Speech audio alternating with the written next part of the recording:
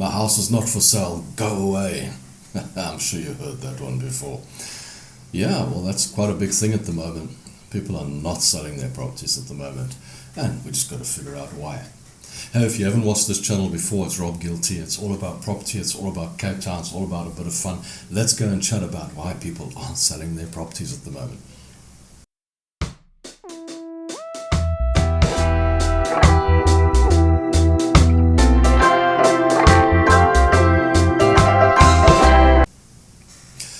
Yep, yeah, that's the situation we have now. Property market is in a situation where people are telling us to go away. We're not selling our home right now. Now, that particularly means that we might be in a seller's market, okay? But seller's market, buyer's market, does it really matter, right? Situation we have, this type of situation haven't seen for a while. This is quite sticky. Now, there's a lot of technical reasons as to why someone would maybe not sell their home. Why a seller's market will develop. I mean, there's reasons like building costs go up, prices go up, things change, economy, and there's all these lovely technical reasons that cause this scenario. But what about the psychological reasons and the things that have happened in the last year? Okay, 2020 was an absolute nightmare year for everyone in the world. Now, the statistics shows that properties being listed on the market have dropped off this year by an average of 46%. Guys, that's nearly half, right, of the listings are not there. Nearly half the properties for sale are not there. That is a massive change worldwide because there's good areas and bad areas. But then I look at the other statistic that the banks were looking at and saying 81% of their clients are defaulting. Now, banks design the loans and mortgages to the effect that they expect and they actually want people to drop off. Okay, there's reasons behind this.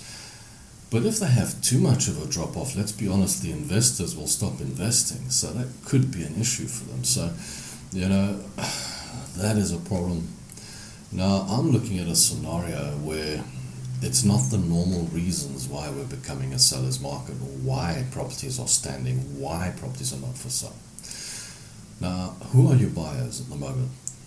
Your buyers at the moment are all coming from tenants, not from people that are selling a home, not from people that are upscaling, downscaling, whatever the case, not from people that are moving along.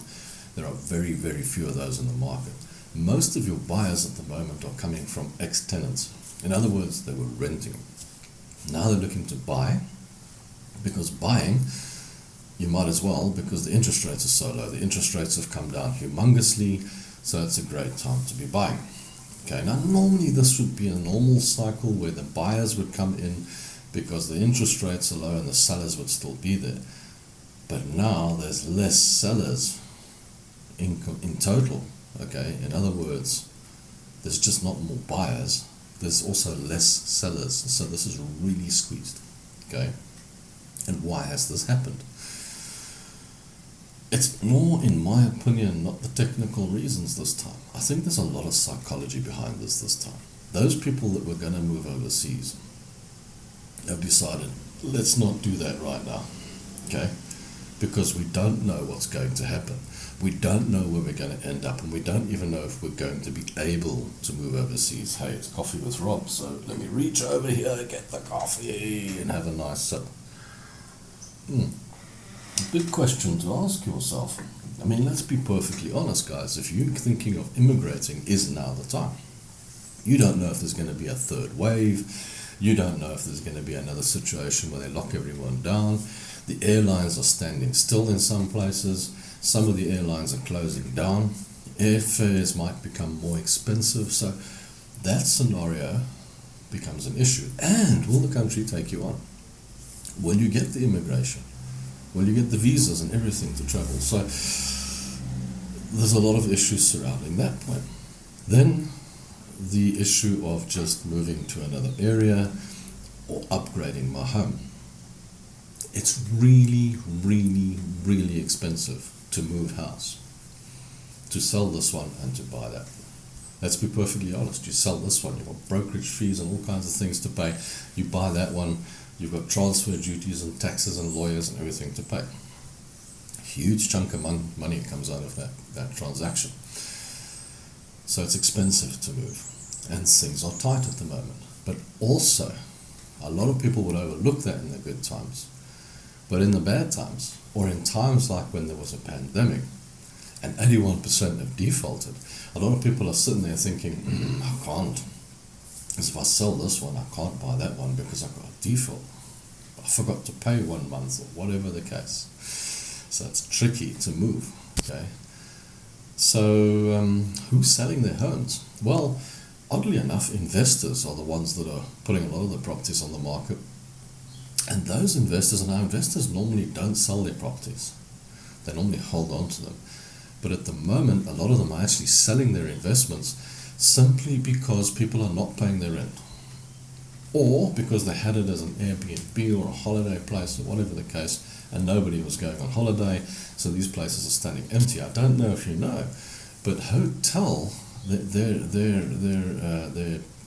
what do you call it, accommodation rate at the moment is about 20%. And they need 60-70% to survive. So they're not getting a good rate at the moment. So hotels have gone from this level. If you look at the stock market, City Lodge is a good example. They were 140 Rand a share, and they're now 4 Rand a share, and people are excited because it's going up. So let's be perfectly honest. The hotel industry took a big knock, okay? Which means you as an investor renting your Airbnb out, unless you're going really cheap, you might also be taking a bit of a knock, okay? And also, those that were renting long term, their tenants just weren't paying their rent. Let's look at this from logic. If 81% of people are defaulting according to the banks, how many tenants are defaulting? I don't have that statistic, but it just makes logic sense that it's probably similar. So investors are putting their properties on the market because for them, they've still got money. They're not worried about buying the next one or whatever the case. And a lot of them are just offloading a little bit here and there just to get it off their books because they're sitting with buildings that are standing empty. They're not getting people in and all the rest of it. So from that side, those guys are moving. But even divorce is not happening. You know what I mean? That's a big cause for a sale of a property, but people seem to be sort of holding on and reconciling and saying, we'll just sort it out because times have been bad. People come together in bad times rather than fall apart and whatnot. Or people haven't been able to go out and mess around, I suppose. There's that as well. So that has fallen down. And even in the cases of death where properties need to be sold, the people who inherit the estate are kind of just holding on to the property for now, not selling it. Well, what's the point, you know? And these estates are taking time to go through, and all the rest of it. So I think, guys, not for sale might be a lot to do with psychology. Okay, there's a lot of technical reasons, yes. And look, in economic times like this, where inflation is so bad, we have to look at prices of building are going to go up and things like that because, you know, material costs are going to go up and all the rest of it. But just saying, a lot of clients are just not selling at the moment. So while the worldwide average is 46%, it looks to me like the percentage is a hell of a lot higher in your local area in South Africa. Check it out. You'll see some areas I think are down to next to nothing, and others are probably closer to the average. But I think a lot of the areas are really, really, really struggling at the moment with properties that are for sale. People are holding on, people are not selling. Guys, go down. It's a shift time. Check out the books in my description. The one is called Shift. That's going to help you a lot in a market like this. And also check out the Millionaire Real Estate Agent. Really cool. It might help you along the way somehow. Thanks for watching. Don't forget to like, comment, and subscribe. Until next time, it's Rob GillT. Cheers.